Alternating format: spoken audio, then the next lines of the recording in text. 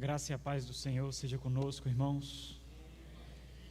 Uma alegria estar com vocês, uma responsabilidade imensa ocupar um púlpito que por hora está sendo confiado a mim. Eu faço isso com muito temor e rogo a Deus que baixe as nossas guardas para que nós possamos receber a palavra de Deus da forma coerente, correta, que o Senhor graciosamente conquiste os compartimentos que nós desejamos esconder dele, do nosso coração, aqueles dos quais nós temos tanta vergonha, porque sabemos da sujeira que há lá, dos esqueletos que habitam lá. Que o Senhor nos encontre de forma muito graciosa. Nós estamos falando de um tema assim, de suma importância, especialmente por causa da escassez que nós nos deparamos hoje de homens de verdade, não de homens musculosos, não de homens imorais, mas de homens de verdade, homens que refletem o caráter de Deus, homens que compreendem o propósito para o qual foram criados e por isso vivem para exibir a imagem do santo e soberano Senhor de toda a criação. Homens assim estão completamente escassos. O que nós vemos hoje são homens que buscam estabelecer a sua própria vontade, para conquistar os espólios para a sua própria vaidade. Homens assim nós temos de monte. Mas as Sagradas Escrituras não chamam esses de homens, chamam de meninos. Talvez no linguajar mais popular nós podemos chamá-los de moleques, de garotos que brincam de serem homens, homens que não enfrentam monstros, homens que não enfrentam demônios, homens que não enfrentam Satanás, pelo simples fato de serem homens que não enfrentam a sua própria carnalidade, que não vivem em busca de santificação e mortificação das suas corrupções, para que Cristo seja visto nele, somente por causa do deleite de ser parecido com Cristo. Homens assim estão absurdamente escassos. Nós falamos hoje pela manhã um pouquinho sobre isso, o propósito para o qual eles foram criados, para o estabelecimento da vontade de Deus, e por isso esses homens perseguem a vontade de Deus, custe o que custar, e se isso não acontecer, eles vão morrer tentando fazer a vontade de Deus em suas vidas. E hoje à noite nós vamos refletir sobre as ambições do homem de Deus. Quais são as ambições do homem de Deus? Será que as ambições do homem de Deus são a vontade do próprio Deus? E aí disso flui uma pergunta extremamente simples, mas talvez muito oportuna. Quais são suas ambições?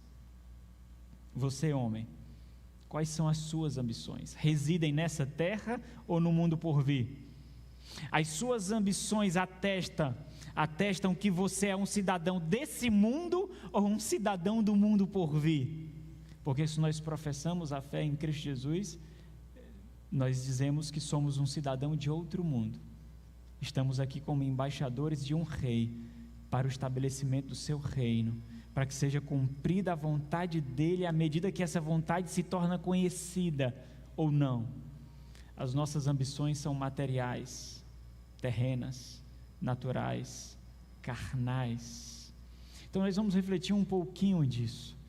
Talvez uma forma coerente de reagirmos à vontade de Deus é fazer com que as nossas ambições, e haverá luta, obviamente, por isso, nós lutaremos com a nossa própria carne, nós subjugaremos o nosso próprio ego, para que não sejamos vencidos por nós mesmos, para que o mundo não seja ousado em achar que pode conquistar um coração que pertence a Cristo.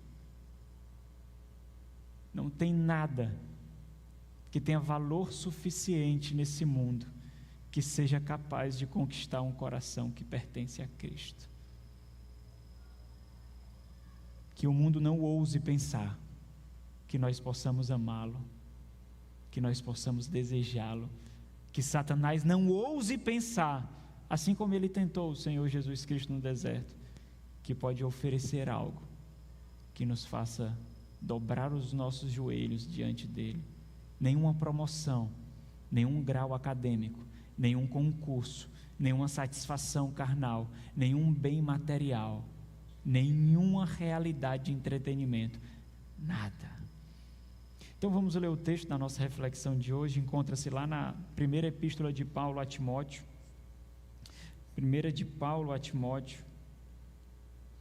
capítulo de número 6.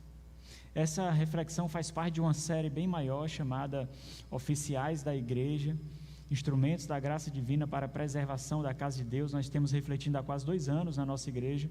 Nós vamos falar sobre as ambições do homem de Deus, especialmente aplicando aos oficiais da igreja, e esses sendo exemplos, luzeiros, padrões para todos os homens e para toda a igreja também devem ser imitados. Primeira carta de Paulo a Timóteo, capítulo 6, a partir do versículo 11, diz assim a palavra de Deus: Tu, porém, ó homem de Deus, foge destas coisas, antes segue a justiça, a piedade, a fé, o amor, a constância, a mansidão. Combate o bom combate da fé, toma posse da vida eterna, para a qual também foste chamado e de que fizeste a boa confissão perante muitas testemunhas. Exorto-te perante Deus, que preserva a vida de todas as coisas, e perante Cristo Jesus, que diante de Pôncio Pilatos fez a boa confissão, que guardes o mandamento imaculado, irrepreensível, até a manifestação do nosso Senhor Jesus Cristo, a qual em suas épocas determinadas há de ser revelado pelo bendito e único soberano, o Rei dos reis e Senhor dos senhores, o único que possui imortalidade, que habita em luz inacessível, a quem homem algum jamais viu, nem é capaz de ver. A Ele honra e poder eterno. Amém. Vamos orar mais uma vez. Nosso Senhor, nós estamos diante do Senhor completamente nus, ó Deus, sem nada a te oferecer. Somos mendigos que carecem de pão, pedintes. Nós somos aqueles que caminham para a morte, no mais profundo anseio de encontrar-se com o Senhor, ó Deus. Que o Senhor abra as portas do céu, mesmo que por pequenas arestas, para que nós possamos contemplar a eternidade diante de nós, por meio da exposição da Tua Palavra, ó Deus.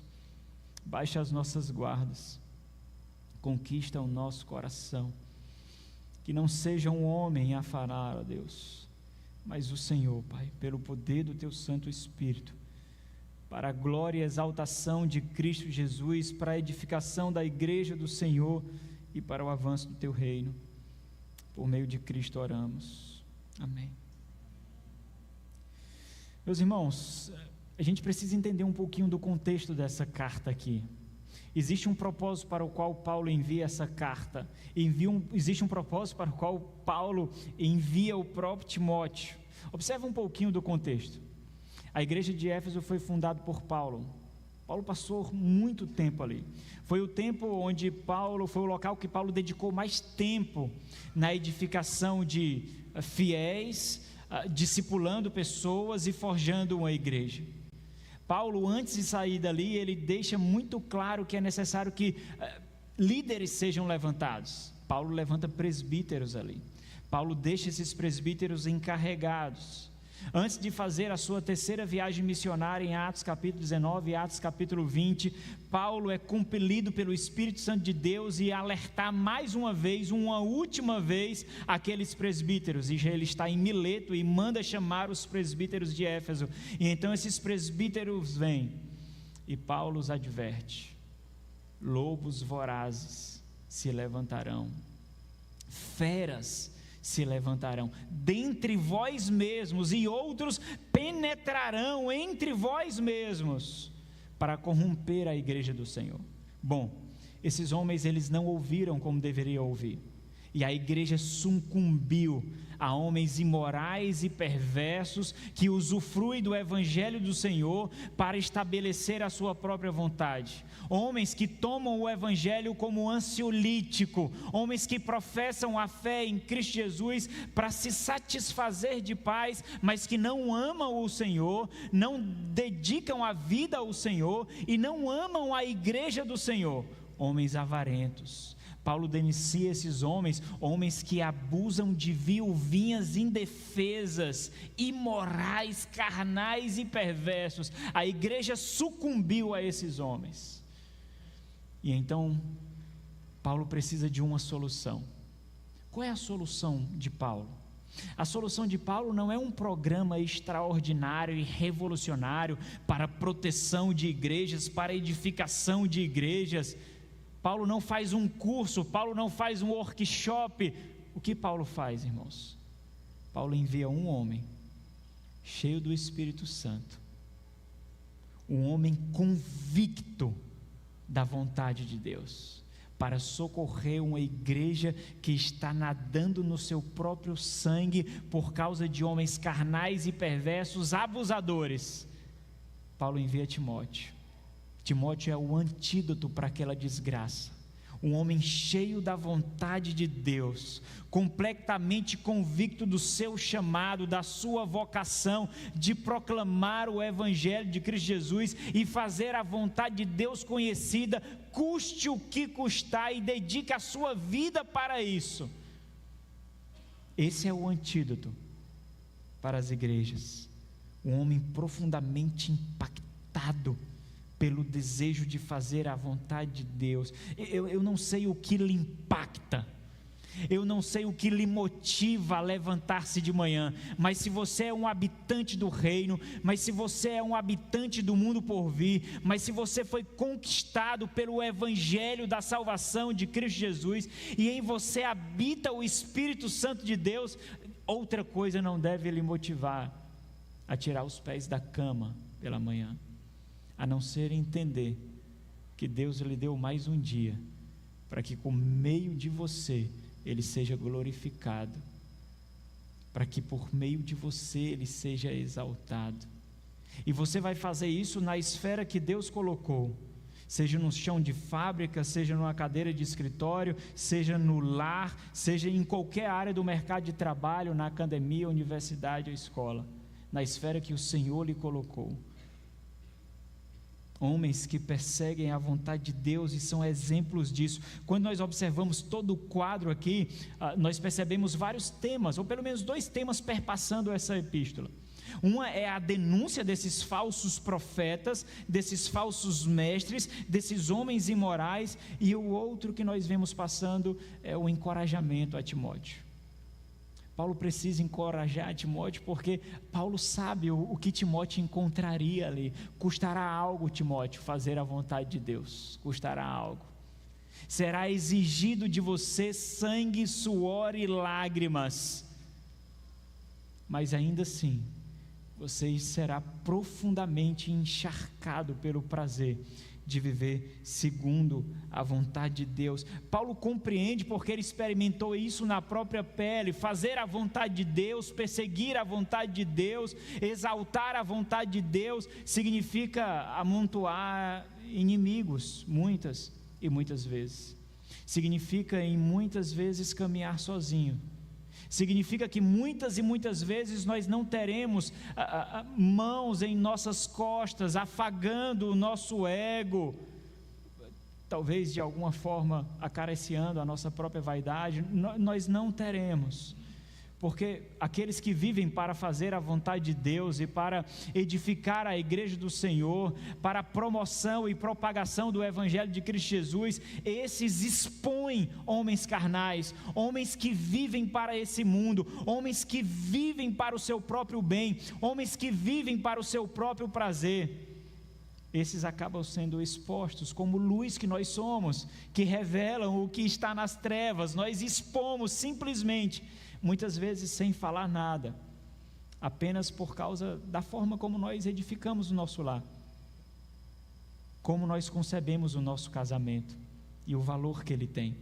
a forma como nós conduzimos os nossos filhos, as responsabilidades que nós temos como pai, e nós sabemos que somente por meio da graça de Cristo Jesus, por misericórdia, a vontade de Deus será exercida no nosso lar, e nós forjaremos filhos piedosos, que amam ao Senhor e não ao mundo. É graça sobre graça, e Paulo entende que vai exigir muito de Timóteo, fazer com que aquela igreja volte para o centro da vontade de Deus. Na verdade, meus irmãos, nós tantas vezes carecemos disso.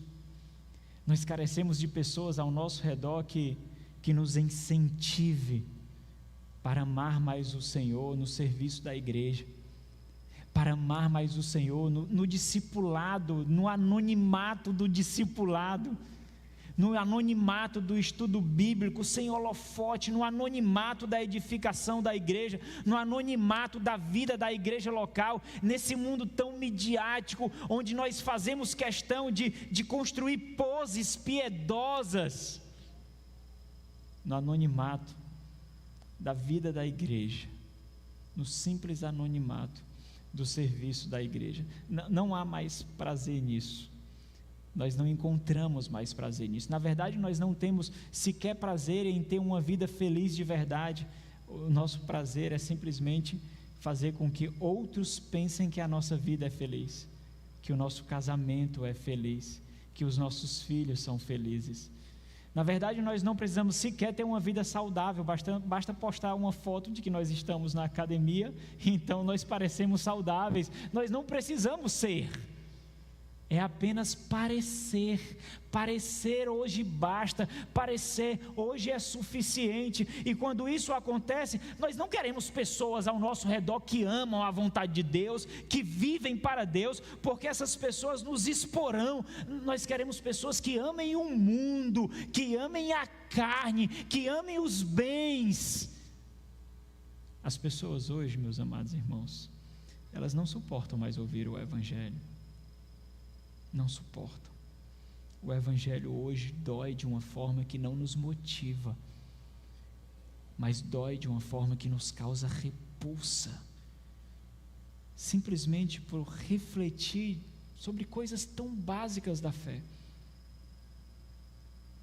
Deus me deu uma nova vida. Para que Deus me deu uma nova vida? Para que eu continue buscando a minha vontade quando eu buscava quando era morto?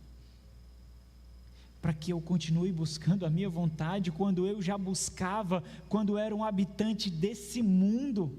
Que coisas grandiosas nós podemos fazer para o Senhor, para o estabelecimento da vontade dEle. Eu não sei vocês, mas como eu encontro relatos como esse, eu fico extremamente empolgado e me sinto absurdamente exortado de viver como Timóteo viveu, de viver como Paulo viveu, edificando Timóteos, salvando igrejas. Ou quando nós lemos livros de testemunhos piedosos de homens e mulheres de fé do passado, e nós os lemos como fábulas, como se não fosse possível viver o que eles viveram. Talvez nos falte ousadia, coragem, convicção para amar menos o mundo e mais a Deus. Talvez nos falte garra e força para desejar mais as coisas do mundo por vir, simplesmente como um reflexo de que a vontade de Deus sendo exercida pela minha vida é suficiente. Foi isso que fez Timóteo enfrentar gigantes. Imagine Timóteo chegando àquela igreja, rodeado de lobos devoradores, falsos profetas. Ele estava sozinho, irmãos, sozinho, e ele tinha que enfrentar, sob a autoridade do apóstolo Paulo, ele tinha que enfrentar aqueles homens perversos e carnais, para salvar a vida de ovelhas que sequer perceberam que precisavam ser salvas, sequer perceberam. Quantas vezes homens assim não são ridicularizados, não são desprezados, mas continuam lutando, continuam perseguindo, não porque buscam aceitação, não porque buscam aplausos, mas porque entendem convictamente, profundamente, que precisam fazer a vontade de Deus. Quais são as suas ambições? Bom, se nós olharmos para Paulo e olharmos também para Timóteo, as ambições desses homens era o cumprimento da vontade de Deus em suas vidas. E entenda, existem vários efeitos colaterais disso. Você pode cumprir a vontade de Deus fazendo o seu trabalho na esfera que Deus lhe colocou para fazer. Nem todos serão pastores, irmãos, nem todos serão presbíteros, diáconos, nem todos serão missionários, nem todos serão plantadores de igreja, mas todos, entenda, todos, em alguma medida, serão missionários no local onde Deus os colocou. Não importa onde, todos serão missionários, proclamadores e propagadores da fé em Cristo Jesus. O que as suas ambições revelam sobre o tamanho de Deus, sobre o tamanho dos céus, sobre a riqueza do mundo por vir? O que as suas ambições revelam? Quando você olha para os seus filhos e você vê, homem, ambições para o seu casamento, ambições para o seu lar, ambições para os seus filhos, o que essas ambições revelam? Essas ambições ancoram a sua família onde? Nesse mundo ou no mundo por vir? Essas ambições fazem com que a sua família crie raízes onde? Nesse mundo ou no mundo por vir? Aonde você está plantando os seus filhos? Talvez essa deveria ser uma reflexão muito importante para os jovens, não deveria? Onde você está edificando a sua vida, jovem? O seu casamento, o seu futuro casamento, os seus filhos ou os seus futuros filhos, como eles são concebidos aqui? Como você escolhe a sua graduação, a sua formação? Como você escolhe o concurso que você quer fazer? Quais são os critérios? Quais são as suas ambições? Bom, nesse texto aqui, 1 Timóteo 6, 11 a 16, nós vemos pelo menos 5 características dessas ambições. Versículo 11, essas ambições, elas não residem nesse mundo. As ambições do homem de Deus não residem nesse mundo, simplesmente porque esse mundo não é capaz de satisfazer as ambições do homem de Deus. Consegue criar miragens, mas miragens que talvez maqueiem o preenchimento de um vazio, para que lá na frente nós percebamos que o vazio continua vazio e esse mundo não conseguiu preenchê-lo. Miragens. Versículo 11 ainda, as ambições do homem de Deus exibem o caráter de Cristo Jesus. Versículo 12, o seu alvo é a vida eterna. Ainda no versículo 12, essas ambições exigirão luta intensa. E por fim, versículo 12, o finalzinho do versículo 12 até o versículo 16, o seu motivo é o compromisso pactual. Então, primeiro, só para a gente entender, o que é ambição? O que significa ambição? A ambição, ela é equiparada ao propósito de vida que nós temos, é aquilo que nós perseguimos, é aquilo pelo que nós vivemos, é aquilo que motiva a nossa vida, a nossa luta, aquilo que nos motiva a prosseguir, aquilo que nos motiva a vencer, é aquilo que quando nós olhamos, se conquistado, nós entenderemos felicidade, sucesso. Não sei se vocês assistiram aquele filme, A Procura da Felicidade, com Will Smith. Assistiram? Ele vai narrando as partes da vida dele. É um filme absurdamente existencialista, muito bom para trabalhar com os jovens. E aí ele vai observando partes da sua vida e ele vai denominando. Isso se chama tal, isso se chama tal. E no finalzinho, quando ele consegue aquela vaga de emprego, ele diz: isso se chama felicidade. Quando é que você pode dizer isso? Quando é que você pode dizer isso? O que é que você olha? Para que quando você obter, você pode dizer essas mesmas palavras. Isso aqui é felicidade. Porque eu sei que você tem. Nós temos, né, irmãos? Nós lutaremos para que essas ambições não sejam deformadas. É uma luta constante. Mas nós temos as nossas ambições. Primeiro ponto. As ambições do homem de Deus não residem nesse mundo. A primeira parte do versículo 16, observa aí, ó. Tu, porém, ó homem de Deus, Paulo exorta, já fazendo o contraste com os falsos mestres, que não são categorizados por homens de Deus, eles recebem outras categorias. Aqui nessa epístola, Paulo mesmo fala que eles são agentes de demônios, por perseguir a sua própria vontade, corrompendo a vontade de Deus, porque esses homens falam que são servos do Senhor. Então Paulo estabelece o contraste daqueles que ele acabou de falar, e o tu aqui é enfático, o pronome, ao contrário deles, tu, ó homem de Deus, tu, ó Timóteo, ó homem de Deus, foge destas coisas. Aí nós vemos uma dinâmica, nesse mesmo versículo, se ele precisa fugir de algumas coisas, ele precisa perseguir outras coisas. Então é parecido com aquele despir e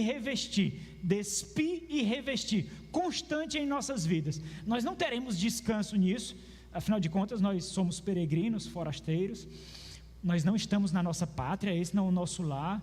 O mundo não é um playground, o mundo é um campo de batalha. Então, triste aquele que acha que o mundo é um playground, é uma sombra debaixo de uma árvore no qual nós podemos estacionar o nosso carro e ter conforto. Esse não é o mundo ainda que nós vivemos. Nós ainda obteremos esse mundo se nós perseverarmos até quando? Até o fim. Tu, porém, homem de Deus, foge dessas coisas. Aqui existe esse contraste entre tu e eles, e o tu aqui, como eu disse, é enfático. Tu, pelo contrário, ó homem de Deus, e aqui é uma exclamação, é como se Paulo estivesse dando uma entonação à sua voz. A configuração aqui gramatical deixa isso muito claro, é como se ele estivesse exclamando, foge destas coisas, e o ponto é, não observa estas coisas. Existe algo perigoso diante de você, são coisas que facilmente podem nos seduzir. Quem não conhece homens que começaram tão bem, mas terminaram em profunda corrupção? O ponto não é como nós começamos, mas é como nós terminamos, irmãos. Quando nós começamos algo, nós começamos com mais absurda empolgação. Quantos cursos você começou e não terminou? Quantas a construção de profissões você começou e não terminou? Quantos livros você começou a ler? Quantos programas você começou a desenvolver e simplesmente você não terminou? O grande ponto não é como nós começamos, mas como nós terminamos. Esse é o grande ponto da questão. Constância, perseverança, constância, perseverança. É por isso que a própria Sagrada Escritura, Sermão do Monte, capítulo 6, o Senhor observa, é um dia de cada vez. Basta cada dia o seu mal. É um dia de cada vez. Basta cada dia o seu mal. Não antecipa. Estabelece a vontade de Deus hoje. E amanhã você percorre o caminho mais uma vez para o estabelecimento da vontade de Deus. Então, quais são essas coisas das quais ele precisa fugir? Fica muito evidente quando nós lemos a epístola toda e observamos essas características desses homens do mundo, ou homens do diabo, ou homens da carne, que fazem contrastes com o homem de Deus aqui. A lista não é exaustiva, mas quando nós olhamos aquelas características, muitos pontos podem ser exemplificados ali: vaidade, ignorância, falta de domínio próprio, intrigas, rivalidades, inveja, blasfêmia, difamação, concupiscência, que são as paixões carnais, ganância, amor ao dinheiro, a avareza, ingratidão, insatisfação, murmuração. Esses são frutos naturais das ambições que residem nesse mundo. O mercado de trabalho forja isso, as nossas ambições forjam isso, faz com que o orgulho se torne belo, faz com que a ousadia para o mundo se torne belo, mas são frutos da carne aqui. São frutos cujo agricultor é a própria carnalidade, e a semeadura são as nossas escolhas erradas, não para Deus, mas para o mundo. Então, cada escolha que nós fazemos, nós revelamos quais são as nossas ambições, e não adianta falar o contrário, sabe?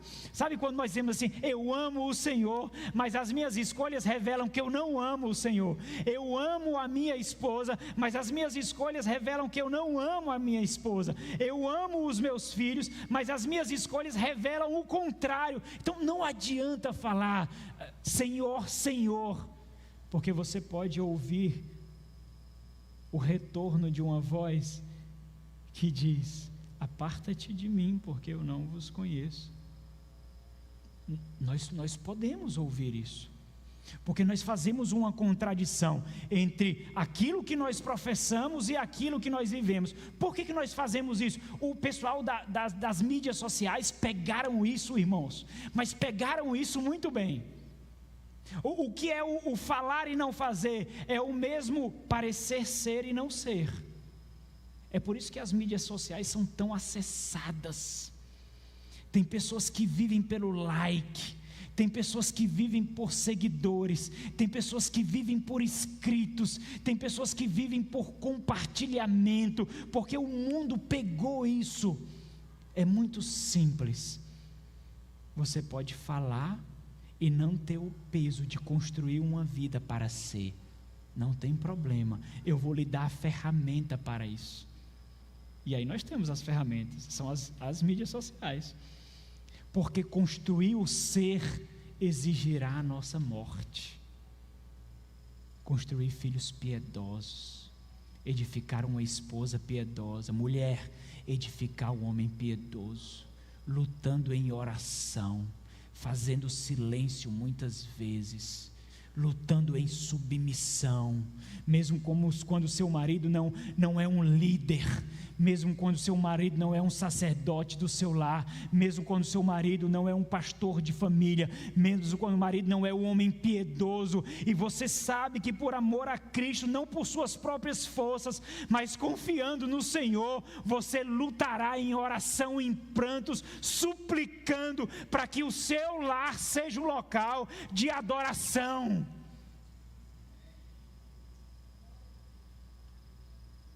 É isso, meus irmãos. Homens que amam a Deus, mulheres que amam a Deus.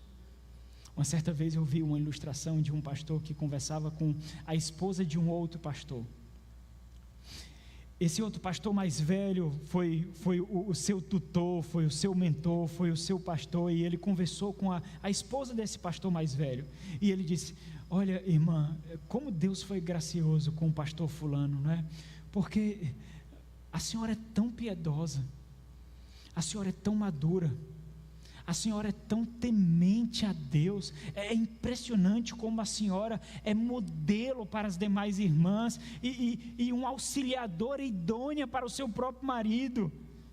E aí ela diz: não, meu filho, você se engana, mulheres assim não se acham, mulheres assim são construídas, são edificadas. Qual é o tipo de mulher que você está edificando? Qual é o tipo de mulher que você está construindo? Mulheres que acreditam que vale a pena abandonar a família por causa do mercado de trabalho, por causa da formação acadêmica. Mulheres que acreditam que não tem problema nenhum terceirizar a criação dos seus filhos, porque o salário que você ganha vale a pena, e a notoriedade acadêmica e bem-sucedida vale a pena. Você, homem, você, mulher, quais os exemplos que vocês têm dado para a sua filha, para os seus filhos? Então, o meu ponto aqui é muito simples. Ser custará muito de nós. A facilidade é simplesmente parecer. construir uma fachada.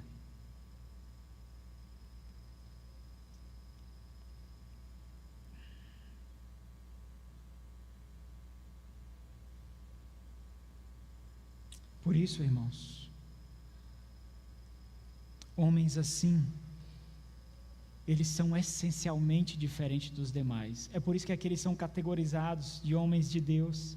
Na verdade, o homem de Deus, ele teve o seu apetite alterado. Os manjares desse mundo não lhe satisfazem mais. Os banquetes desse mundo não coloca água, saliva em sua boca. Ele não anseia por esses manjares, por essas refeições. Ele observa aquele jantar nupcial nas bodas do Cordeiro que ele desfrutará com o rei. É isso que ele espera, e por isso vale a pena tudo vale a pena.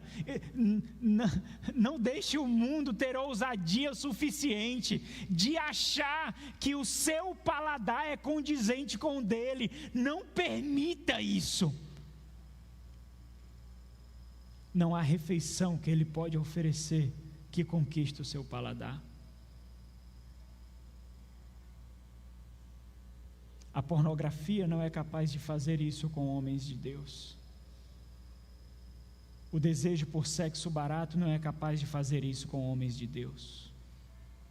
O adultério é uma repulsa para o homem de Deus. É um insulto ao seu caráter, é um insulto à sua piedade, é um insulto ao Espírito Santo que habita nele.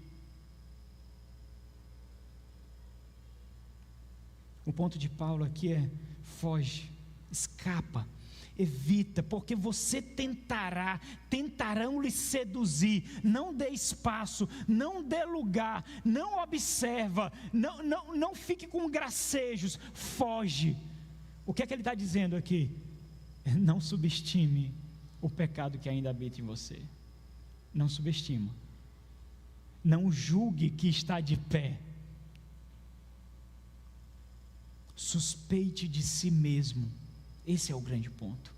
Suspeite de si mesmo. Essa deve ser a sua disposição constante, todos os dias, quando você se levanta de manhã, como o pastor fez referência aqui: hoje tentarão me capturar, hoje tentarão conquistar o meu coração, hoje tentarão tomar o meu coração das mãos do Senhor, e muitas coisas vão aparecer, desde de prazeres baratos e notórios, até promoções que nós tantos desejávamos.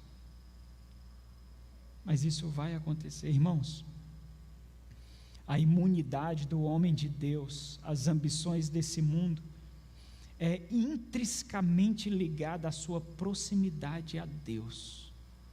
Quanto mais próximo de Deus ele estiver, quanto mais comunhão com Deus ele tiver, mais imune ele será às tentações desse mundo.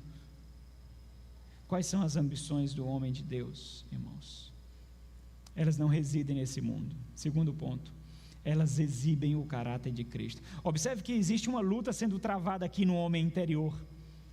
É a luta da carne contra o Espírito. Então entenda, não é você que luta, você é morto, porque é o Espírito que luta. Você é a parte da carne. É o Espírito que luta contra a carne. Não somos nós que lutamos contra a carne, é o Espírito. Então a comunhão com Deus, a intimidade com Deus, o exercício da piedade fará o Espírito vivo e vivificado em nós, para que ele mortifique a carne em nós. Então existe uma luta aqui sendo travada. Se por um lado ele precisa perseguir, como eu fiz referência, por outro lado, se por um lado ele precisa fugir, por outro lado ele precisa perseguir outra coisa.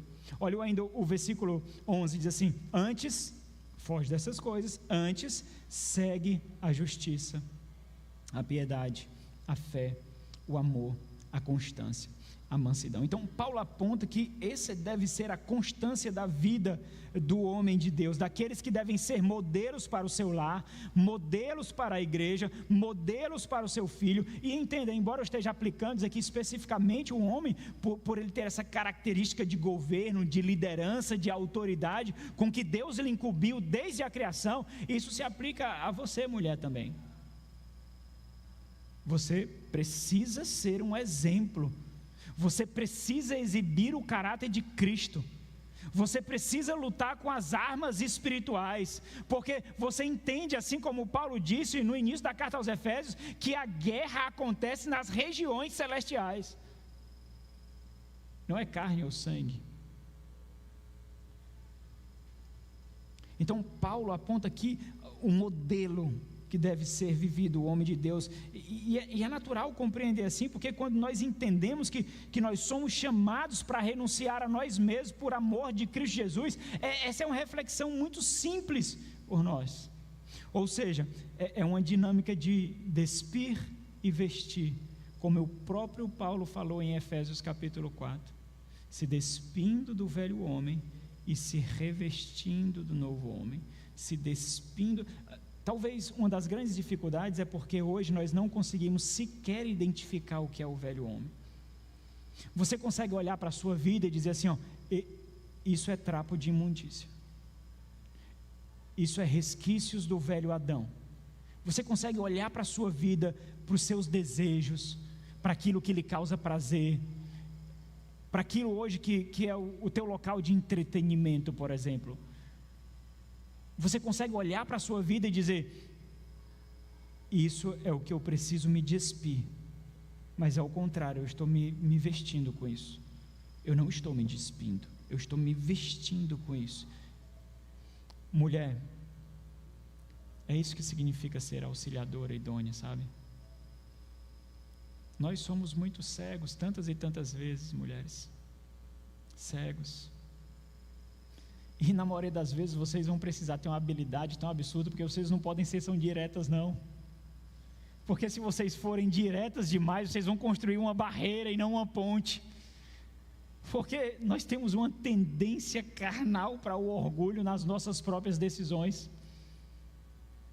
e a maioria das vezes vocês vão ter que precisar, amor, mas se lembra aquilo que você fez? Mas isso não vai acontecer aquilo não que a gente estava conversando? Regado por oração e piedade. Quando vocês perceberem que os trapos com os quais que o seu marido está se vestindo são justamente os trapos que ele precisa se despir dele. E você precisa ser um olho a mais, uma boca a mais, braços a mais, um instrumento a mais, porque se ele ruir, a família toda cai. Se ele se corromper, a família toda é corrompida. Olha o texto, antes, ao contrário, foge, segue, persegue, e nesse contexto aqui, o segue soa como aspira, ansiar, desejar, lutar para possuir algo. E aí ele cita 6 qualidades. Claro que não são qualidades exaustivas, mas são qualidades que funcionam como máximas, e tudo aquilo que circunda essas qualidades devem ser perseguidas. Então eu poderia falar o que significa cada uma delas, mas eu acho que o tempo não me permite, então eu só vou ler. Quais características? São aquelas que representam o caráter de Cristo Jesus, justiça, a piedade, a fé, o amor, a constância, a mansidão. Então você precisa ver essas características em sua vida. Algumas estarão mais notórias, outras não. Por que você precisa ver? Porque elas mortificam você e exibem o caráter de Cristo. Se você não vê-las em você, você pode ter certeza que você não está exibindo o caráter de Cristo. Você está exibindo a si mesmo, o seu caráter, as suas personalidades, e você fará isso com muito orgulho, mas Cristo não será visto. Quais são as ambições do homem de Deus? Elas não residem nesse mundo, elas exibem o caráter de Cristo. Terceiro, elas exigirão luta intensa, e é aqui que o funil começa a ser enxergado com maior intensidade. Olha o que Paulo diz no versículo 12, no começo: combate o bom combate da fé. Nós somos hábeis em combater o bom combate dos estudos, da academia, do mercado de trabalho, do prazer, do entretenimento, do materialismo. Isso nós somos muito hábeis. Se bem que tem um bocado de macho preguiçoso hoje em dia mesmo, que nem para isso tem coragem, consegue nem se levantar de uma rede, né? Então perde até o peso aqui a ilustração. Mas ok, vamos assumir que o homem é homem, mesmo para perseguir essas coisas, né? Agora o bom combate da fé, aquilo que você não consegue tocar materialmente agora, porque o bom combate da fé vai fazer com que você passe 15 anos, 20 anos, 25 anos edificando um filho para que ele tenha um casamento piedoso, um lar piedoso, edificando o seu lar, edificando sua esposa, edificando o nome de Cristo através de você, para que quando chamem você de homem de Deus, você tenha plena convicção de que não é um elogio a você, mas é uma exaltação ao seu Deus, porque você viveu por Ele e para Ele, porque você sabe que a sua história, a sua biografia não é sobre você, é sobre Ele. O próprio tema aqui do tópico mostra o que essa fidelidade exigirá: combate, suor, sangue, lágrimas, rugas, cabelos brancos, corpos não tão sarados. E aqui eu realmente preciso ser mais específico por fidelidade aqui do texto. No primeiro momento, Paulo obviamente está falando dos pastores. Paulo fala de Timóteo. Paulo fala dos líderes da igreja, de Timóteo e aqueles que Timóteo consagraria para serem oficiais da igreja, para que esses sejam exemplos dos demais homens e dos demais irmãos, porque homens fortes edificam homens fortes. Observa Paulo aqui no texto. A exortação de Paulo é para que lute intensa e constantemente. Foi para isso que ele foi chamado. Irmãos, vocês serão tentados de todos os lados a desistir, a negociar, a mostrar que as suas ambições são melhores do que a da vontade de Deus. Na verdade, nós tentaremos modificar a vontade de Deus para que ela se encaixe nas nossas ambições. Nós corromperemos versículos bíblicos, nós corromperemos interpretações bíblicas, para que as nossas vaidades e as nossas vontades simplesmente sejam desculpáveis perante Deus e não denuncie a nossa impiedade, o quanto nós amamos esse mundo. Nós seremos tentados a isso. E se nós tivermos pessoas ao nosso redor que não nos exorte, que não nos repreendam, se nós não tivermos amizade verdadeira ao ponto de sermos repreendidos, porque a amizade que não repreende não é amizade. Se você tem amizade e a sua amizade não suporta uma repreensão, isso não é amizade não. Amizades suportam repreensões, porque amizades são edificadas em princípios consolidados na verdade, e em amizades verdadeiras a verdade prevalece. Não é um relacionamento de fachada, não é um simples relacionamento afetivo, onde um fica afagando o ego do outro. Verdade. Relacionamentos verdadeiros são solidificados na verdade. Se nós não tivermos pessoas assim ao nosso redor, nós morreremos, nós cairemos, nós cairemos. Quantas pessoas já saíram das igrejas porque ouviram o que precisavam ouvir e não queriam ouvir? Quantas pessoas deixaram de apoiar os seus pastores, os líderes da igreja, deixaram de amar a igreja, porque ouviram o que precisaram pelo instrumento do Espírito Santo de Deus, mas não era aquilo que elas queriam? Quantas, irmãos? Pessoas assim não combatem o bom combate da fé. Homens assim não edificam lares piedosos. Homens assim são fracos. Eles não percorrem a vontade de Deus. Quais são as ambições do homem de Deus, irmãos? Elas não residem nesse mundo, elas exibem o caráter de Cristo, elas exigirão luta intensa. Quarto, o alvo dessas ambições é a vida eterna. Olha o versículo 12 ainda. Toma posse, apropria-te, vive aqui como se estivesse lá. Apropria-te, agarra, toma posse da vida eterna. Aqui diz respeito, irmãos, a assumir uma postura de quem vive para outro mundo. E como fruto dessa resolução no coração, você exercerá a sua vocação, que é de ser crente. Essa é a primeira vocação de todos nós, crentes.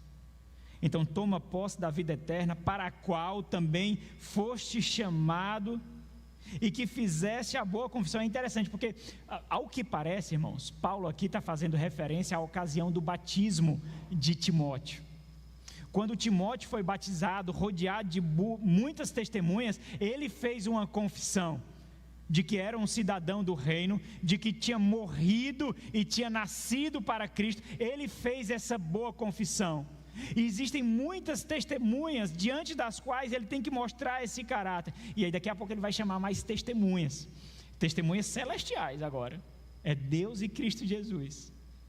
O homem de Deus, ele compreende enfaticamente que o que está diante dele nesse mundo são apenas miragens. Miragens não discernidas porque nós gostamos delas. Sabe quando nós caímos? Sabe quando nós caímos? É quando o nosso coração tem ponto de contato com o mundo. Aí nós caímos. Quando os prazeres do mundo encontram ponto de contato com o nosso coração. É aí que nós caímos. Satanás está ao nosso derredor, não é assim que diz a palavra de Deus? Observando. Ele não é onipresente, ele não é onisciente, mas com as suas hostes infernais. E observa você no seu quarto, você no mercado de trabalho, você com os colegas da universidade, você com os colegas da escola, você no celular, você com as suas amizades, como você usufrui dos bens que Deus lhe dá. Observa. E aí, muitas vezes, o que você exibe? Pontos de contato entre o seu coração e o mundo. E esses pontos de contato são usados como ponte de acesso de Satanás para a sua carne. E aí você cai. Por isso que a queda sempre começa aqui. A queda nunca começa com um ato. O ato é a consequência da queda. A queda começa aqui. Quando o ato acontece, você já está caído. Você já caiu. Aqui. É por isso que o Senhor Jesus disse: olha, se olhar, se arrebentou. Se desejar, caiu. Porque o lance é o coração. Não são as aparências. É o ser. É o coração. Vamos para o último ponto, que o tempo já está corrido. Quais são as ambições do homem de Deus? Vocês vão decorar os pontos, não vão? Elas não residem nesse mundo. Elas exibem o caráter de Cristo. Elas exigirão luta intensa. O alvo dessas ambições é a vida eterna. E o quinto, a motivação dessas ambições é o compromisso pactual com Deus. Você fez um pacto com Deus. Deus fez um pacto contigo. E esse pacto exige fidelidade. Entenda, não é para você conquistar, é para você evidenciar. É a sua fidelidade que vai evidenciar que você é quem você diz que é. Seja com um sorriso no rosto ou com lágrimas nos olhos, a sua fidelidade, seja na bonança ou na escassez. Esses votos de casamentos que nós vimos em filmes e tal, hoje em dia os votos são mais poéticos do que piedosos, muitas vezes, e às vezes não tem significado nenhum, somente para aparecer bem na fita. Mas lembra daqueles? É na alegria, na tristeza, na saúde, na doença, na riqueza e na pobreza, até que a morte nos separe. São condições de um pacto, condições de uma aliança. E eu sei que isso não significa mais nada para a gente hoje. O casamento não significa muita coisa não, hoje. A aliança pactual do casamento foi corrompida, as facilidades para o divórcio faz com que o peso, a dignidade do casamento fosse completamente corroído. Observa o texto: de que fizeste a boa confissão, final do versículo 12, perante muitas testemunhas, e então a exortação no versículo 13: exorto-te perante Deus. Olha as testemunhas que são chamadas agora, e uma exortação perante testemunhas solenes aqui.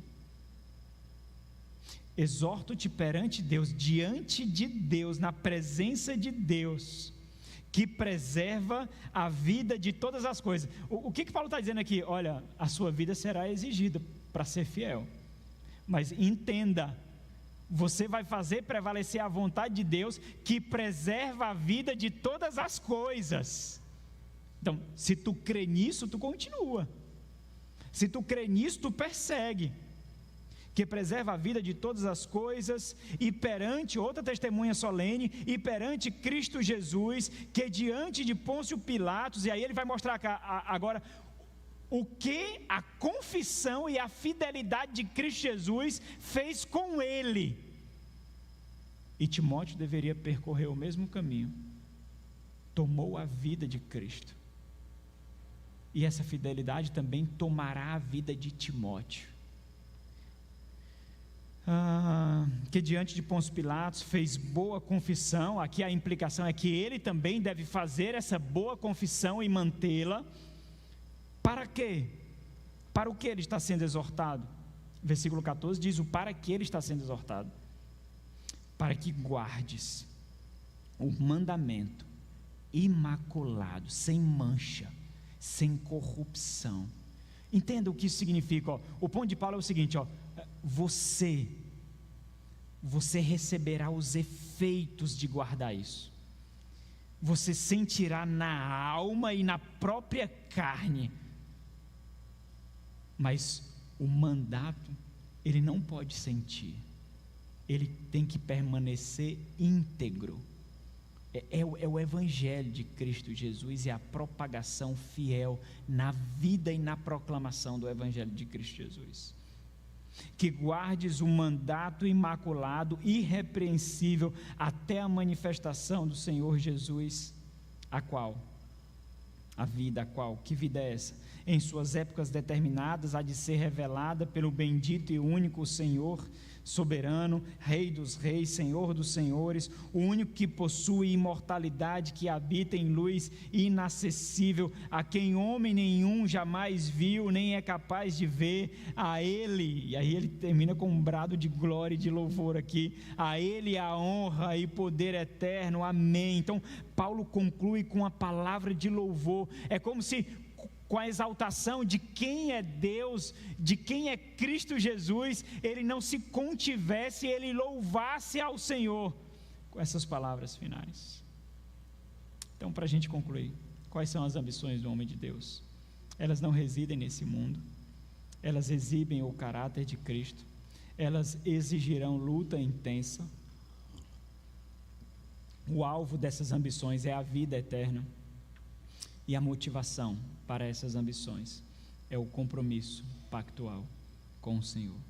Meus irmãos, embora o homem de Deus apontado aqui imediatamente seja Timóteo, conforme eu destaquei aqui, tudo que foi dito aqui pode ser aplicado não somente aos homens, mas a cada um de nós. Tudo.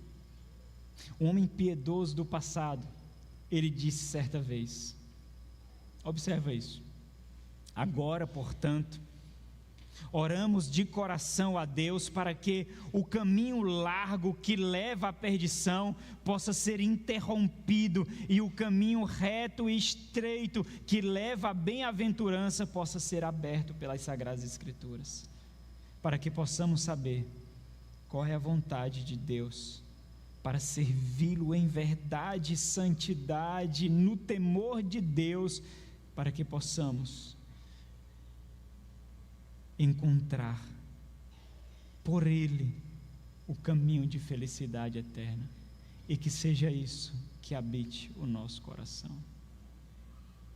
Que as nossas vontades sejam confundidas com a vontade de Deus, ao ponto de nós não sabermos mais qual é a nossa vontade e a de Deus, porque nós desejamos fazer a vontade dEle, apesar das dores, lutas e renúncias.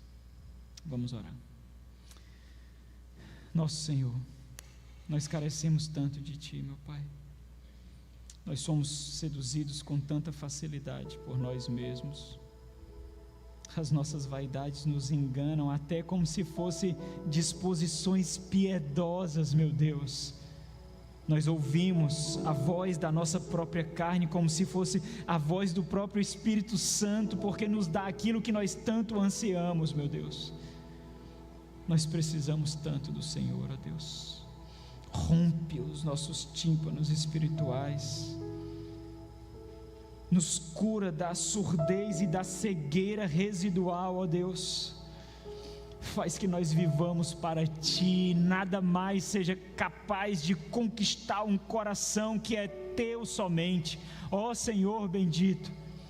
Que os nossos filhos vejam isso, que a nossa esposa veja isso, que os jovens vejam isso em nós, que ao olhar para nós, ó Deus, vejam homens e mulheres, jovens, que amam a Deus mais do que todas as coisas, ó Senhor bendito. Sustenta-nos, para que nós possamos guardar imaculado essa boa confissão. Rogamos não por causa de nós, pois sabemos que não conseguimos, mas por causa de Cristo, ó Deus, aquele que Tu amas e nós também tanto amamos. Amém.